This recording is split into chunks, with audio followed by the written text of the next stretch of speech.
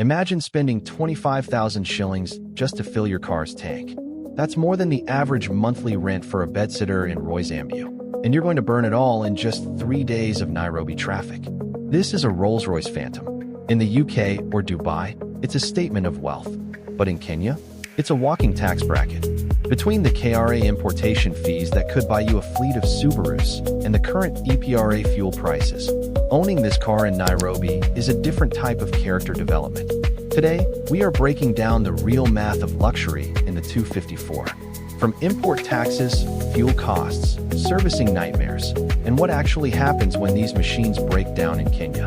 Because behind every luxury car in Nairobi, there's a financial horror story nobody talks about. Let's dive in. Let's start with the first painful truth. The car itself is not the expensive part. The taxes are. A brand new Rolls-Royce Phantom costs around 60 to 80 million Kenyan shillings internationally, depending on specifications. But the moment it touches Kenyan soil, KRA enters the chat. Kenya has one of the harshest import taxation systems for luxury vehicles in Africa, and luxury cars are treated almost like financial crimes. First there's import duty, then excise duty, then VAT, then IDF fees, then railway levy. And because this is a massive engine luxury vehicle, the excise duty becomes absolutely brutal. By the time a Rolls-Royce Phantom clears at the port of Mombasa, the taxes alone can exceed 30 million shillings. 30 million. That is enough money to buy apartments in some parts of Nairobi, or build rental units upcountry, or buy several brand new Toyota Prados. And remember, that money disappears into taxes before the owner even turns the ignition once.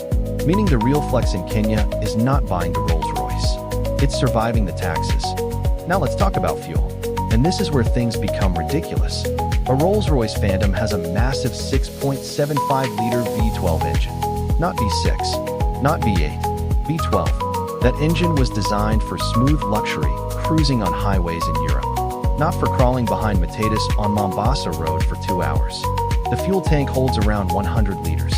And with current premium fuel prices in Nairobi hovering around 250 shillings per liter, one full tank can easily cost 25,000 shillings. And here's the crazy part. Nairobi traffic destroys fuel economy. In perfect highway conditions, maybe the car can manage decent mileage. But in Kenya, constant braking, constant acceleration, potholes, traffic jams, bad roads. The car drinks fuel like a thirsty generator during blackout season. Some owners reportedly refuel multiple times a week, depending on movement. Meaning monthly fuel expenses alone can quietly cross 200,000 shillings. That is more than what many Kenyans earn in an entire year. Now here comes the real problem. Servicing. Because owning a Rolls-Royce in Kenya is easy, until something breaks. And eventually, something always breaks. See, Rolls-Royce cars are extremely computerized. Almost everything is electronic. The suspension, the doors, the sensors, the dashboard, the seats. Even the umbrellas inside the doors have sensors. And Kenya does not have massive official Rolls-Royce service centers like Dubai, London, or Germany. So what do wealthy owners do?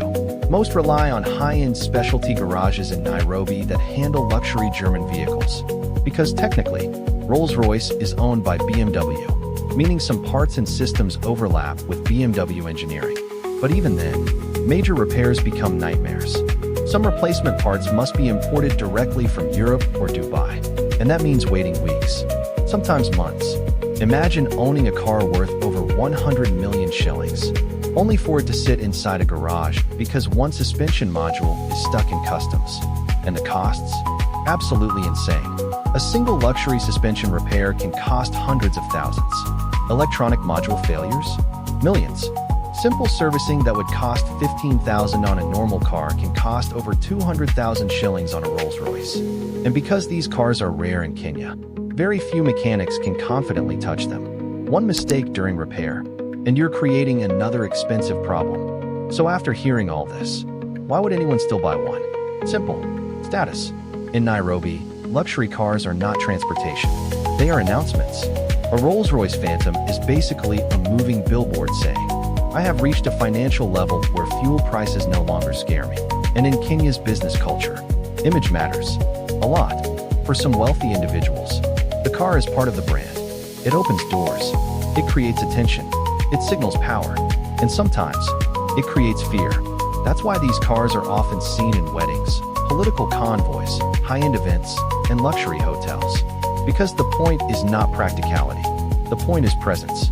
Nobody buys a Rolls-Royce to save money. They buy it because they can survive losing money. And maybe that's what makes luxury cars in Kenya so fascinating. Because unlike Europe, where luxury feels normal, in Kenya, luxury feels extreme. Every kilometer driven comes with taxes, fuel costs, maintenance stress, bad roads, and public attention. A Rolls-Royce in Nairobi is not just a car. It's a financial endurance test. And yet, people still chase that dream. Because in a country where success is constantly questioned, visible wealth becomes proof. Proof that you made it. Or at least, proof that you want people to think you did. So next time you see a Rolls-Royce Phantom stuck in Nairobi traffic, just know, the owner is probably burning thousands of shillings while sitting completely still. And somehow, that still might be the cheapest part of owning it. If you enjoyed this breakdown of luxury life in the 254, subscribe for more deep dives into the hidden economics, dark realities, and untold stories behind wealth in East Africa.